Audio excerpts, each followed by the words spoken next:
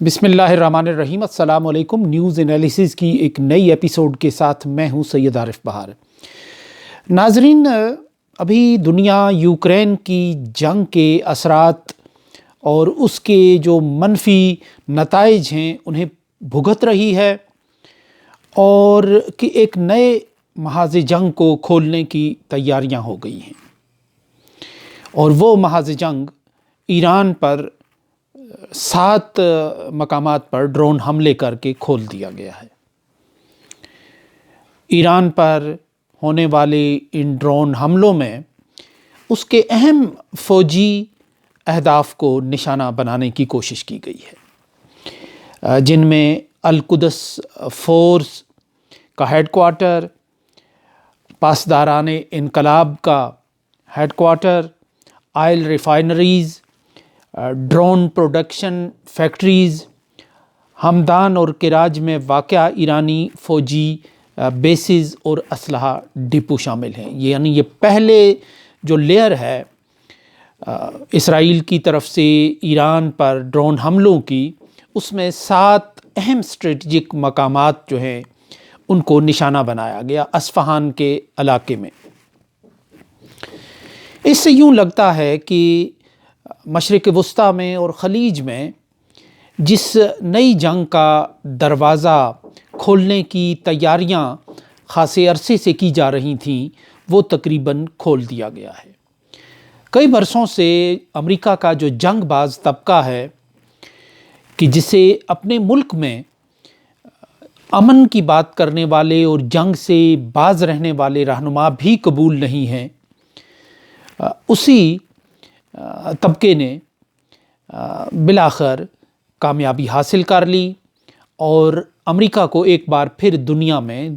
2 کم از کم خوفناک جنگوں میں دھکیلنے کا جو عمل ہے وہ تیز ہو گیا ہے۔ یوکرین کی جو جنگ ہے بنیادی طور پر یورپ اور روس کی جنگ ہے،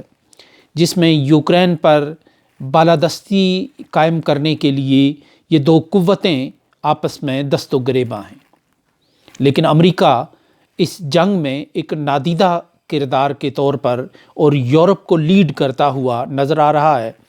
اور یوکرین کو تقریباً مزاحمت کے لیے اور جواب کے لیے پوری طرح کیل کانٹے سے لیس کرنے کا جو عمل ہے وہ جاری ہے۔ لیکن یوکرین کی جو جنگ ہے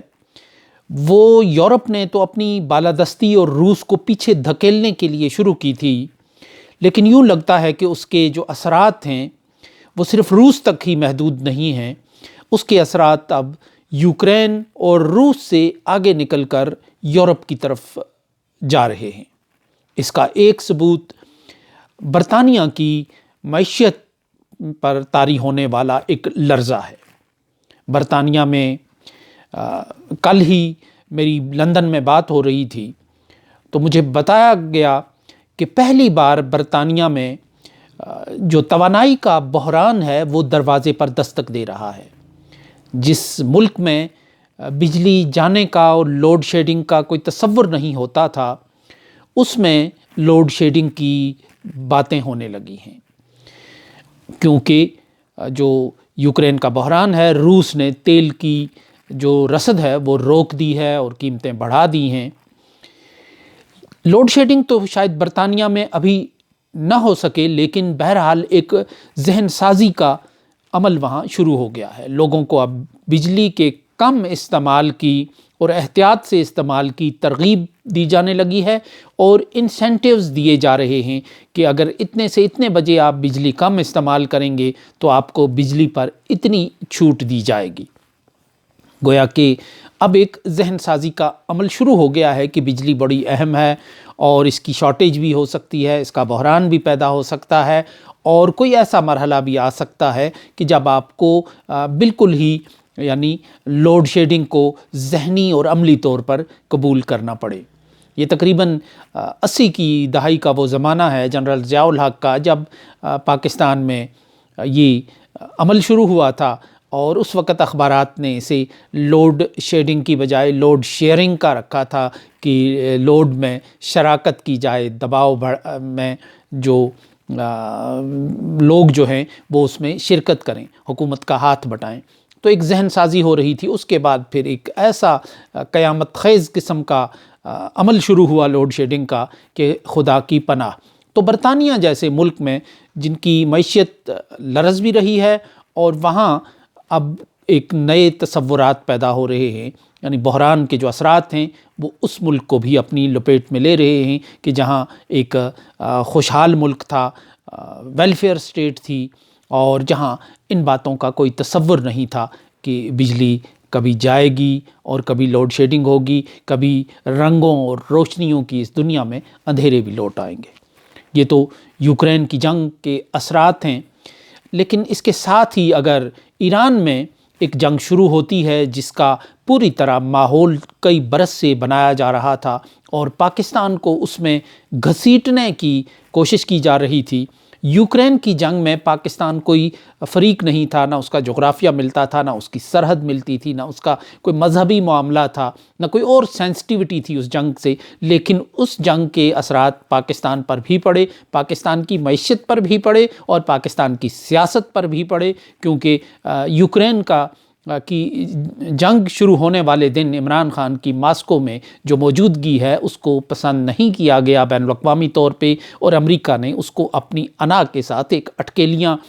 قرار دینے کا ایک انداز سمجھا یا پیغام سمجھا۔ تو اس کے بعد پھر پاکستان میں ایک رجیم چینج ہوئی اور اس کے بعد سے پاکستان مسلسل ایک بحران میں دھنستا چلا جا رہا ہے۔ یہ تو یوکرین کی بات ہے، لیکن اگر ایران میں اسی طرح جنگ شروع ہوتی ہے اور یہ جنگ آگے بڑھتی ہے جس طرح آج ایران کے 7 شہروں کو اور اسٹریٹجک مقامات کو نشانہ بنایا گیا، اور ڈیفینیٹلی ایران ریٹیلیٹ کرے گا، ایران بھی رد عمل دکھانے کی کوشش کرے گا، اور کہیں نہ کہیں اس کے اثرات ظاہر ہوں گے، اگر کہیں اور نہیں تو لبنان میں، فلسطین میں، شام میں کہیں نہ کہیں اس کا اپنی پراکسیز کے ذریعے ایران اس کا جواب دینے کی کوشش کرے گا، اور یوں یہ جنگ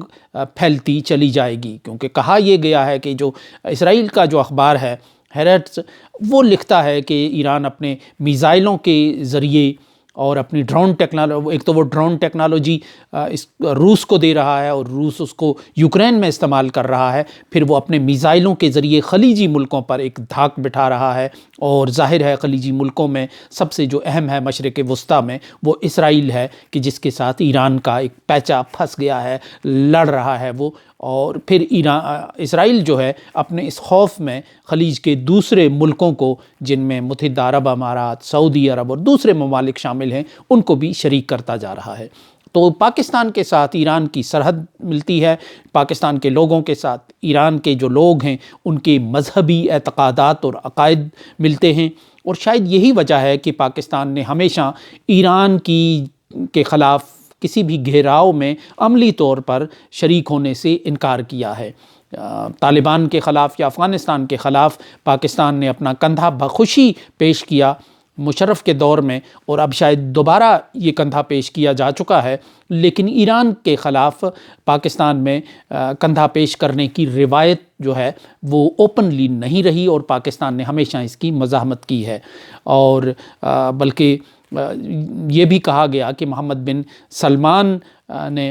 یہ فرمائش کی عمران خان سے کہ آپ اس جنگ میں ہمارا ساتھ دیں، جو جنگ شروع ہونے جا رہی ہے۔ ظاہر ہے وہ کسی کا پیغام لے کر آ رہے تھے، تو عمران خان نے کہا کہ میں آپ کی صلح کرا سکتا ہوں لیکن ہم جنگ میں فریق نہیں بنتے۔ تو پھر ظاہر ہے کہ وہ عمران خان کہاں چلے گئے، یہ ایک حقیقت ہے کہ وہ پھر اسلام آباد سے آج زمان پارک میں پہنچے ہیں۔ تو پاکستان جغرافیائی طور پر چین کے ساتھ ہے اور بہت سے حوالوں سے جڑا ہوا ہے، دونوں کی سرحدیں ملتی ہیں، اور اگر یہ ساری صورتحال شروع ہوتی ہے تو اس کے جو اثرات ہیں، اس کے جو مضر اثرات ہیں، وہ پاکستان کی پہلے سے ہی ڈولتی اور لرزتی ہوئی معیشت پر پڑنا ناگزیر ہیں، اور پاکستان اس ساری صورتحال میں ایک بار پھر جو پہلے ہی حالات کی دلدل میں ہے، ایک مزید مشکل کا شکار ہو سکتا ہے اس سے۔ تو یہ جو اس کے پھر اپنے جو عالمی اثرات بھی جو ہیں وہ بھی نمودار ہوں گے، برآمد ہوں گے، کیونکہ ایران بھی تیل پیدا کرنے والا ایک بڑا ملک ہے، اور اس کے بھی ایک بلاک کے ساتھ اس کے تعلقات ہیں، روابط ہیں، اور اس نے ایک واضح لائن لیتا ہوا نظر آ رہا ہے۔ وہ انٹرنیشنل جو ایک تقسیم ابھر رہی ہے اور جو علاقائی ایک بلاک وجود میں آ رہا ہے اس کا ساتھ دیتا ہوا نظر آ رہا ہے۔ تو یہ جو اب ایک جنگوں کا ایک سلسلہ شروع ہوا ہے، اس پر بڑا چشم کشا ایک آرٹیکل وہ گارجین نے لکھا تھا، 5 نومبر 2022 کو وہ چھپا تھا، جس کا ترجمہ پھر اخبارات میں آیا تھا کہ 2008 میں معاشی تباہی اور اب بڑے عالمی خطرات کے عنوان سے یہ مضمون لکھا گیا تھا۔ تو اس کا ایک پیراگراف ہے کہ اس بار کا معاشی بحران کچھ ایسا ہوگا کہ عالمی کساد بازاری شدید اور بدترین ہوگی، قرض اور سود کے بڑھتے تناسب کی طرح چھوٹے پیمانے پر لیے جانے والے قرضوں کے پروگرام میں بھی مسائل پیدا ہوں گے، زومی گھر، مالیاتی ادارے، حکومتی ادارے اور ریاستی اخراجات کی ادائیگی نہیں کر پا رہی ہیں، بجائے اس کے کہ مہنگائی کا توڑ کرنے کے لیے انہیں کم کیا جائے، مرکزی بینک کی سود کی شرح میں اضافہ کیا جا رہا ہے۔ اور یہ سب کچھ ہم پچھلے چند اشروں سے دیکھتے چلے آ رہے ہیں۔ تباہ کن معاشی اور مالیاتی پالیسیوں کے بعد برطانیہ جیسی ترقی یافتہ معیشتیں بھی ترقی پذیر ریاستوں کی طرح ہو جاتی ہیں۔ اور یہ یعنی ایک مختصر سا ایک نقشہ کھینچا ہے کہ جو آنے والے معاشی حالات ہیں، خراب ہو رہے ہیں، کہ جن کی وجہ سے اب دنیا میں ایک نئی بے چینی اور ایک نیا ہیجان پیدا ہونے جا رہا ہے۔ تو ایران میں جو محاذ کھول دیا گیا ہے جنگ بازوں کی طرف سے، عالمی جنگ بازوں نے اپنے مقاصد کے لیے، اسلحہ ساز کمپنیوں نے اپنا اسلحہ فروخت کرنے کے لیے جو نیا محاذ کھولا ہے یوکرین کے بعد، یہ ایک بہت بڑا دھچکا نہ صرف عالمی سطح پر ہوگا ملکوں کے لیے، کمزور اور ڈولتی ہوئی معیشتوں کے لیے، بلکہ یہ علاقے میں بھی ایک نیا بحران پیدا کرے گا، کیونکہ یہاں ڈی اسٹیبلائز جو ممالک ہیں ان کی تعداد بھی زیادہ ہے اور ان کی معیشت بھی لرز رہی ہے، اور پاکستان ان ملکوں میں اہم ہے کہ ایک اہم ملک ہے کہ جسے اس بحران کے، اس نئی جنگ کے مضر اثرات کا بھی سامنا کرنا پڑے گا۔ اور ابھی تیسرا ایک اور محاذ کھلنے جا رہا ہے کہ وہ افغانستان کا ہے، کہ جہاں طالبان کا گھیراؤ کرنے کی تیاریاں عروج پر ہیں اور پاکستان اسی پر ایبسلیوٹلی ناٹ کہہ چکا ہے، لیکن وہ ایبسلیوٹلی ناٹ کا جو عمل ہے وہ ہوا میں ہی تحلیل ہو کر رہ گیا تھا، اور ایک ڈرون حملہ تو کیا گیا ہے کہ جس میں مبینہ طور پر ایمن الظواہری مارے گئے تھے، لیکن ابھی اس کی راہیں تلاش کرنے کا عمل جاری ہے۔ تو جنگوں کا یہ جو منظر بن رہا ہے، یہ کوئی اچھا شگون دنیا کے لیے بھی نہیں ہے، اس ریجن کے لیے بھی نہیں ہے، اور پاکستان اس کا ایک اہم وکٹم بننے جا رہا ہے۔ لیکن شاید کوئی طبقہ اس میں ایک اچھے حالات اور اپرچونٹیز بھی دیکھ رہا ہے، لیکن وہ بہرحال ملک اور قوم کی نہیں، وہ ایک طبقے کی اور طبقاتی قسم کی اپرچونٹی ہوگی۔ سو اس کے ساتھ ہی اجازت دیجیے، اللہ نگہبان۔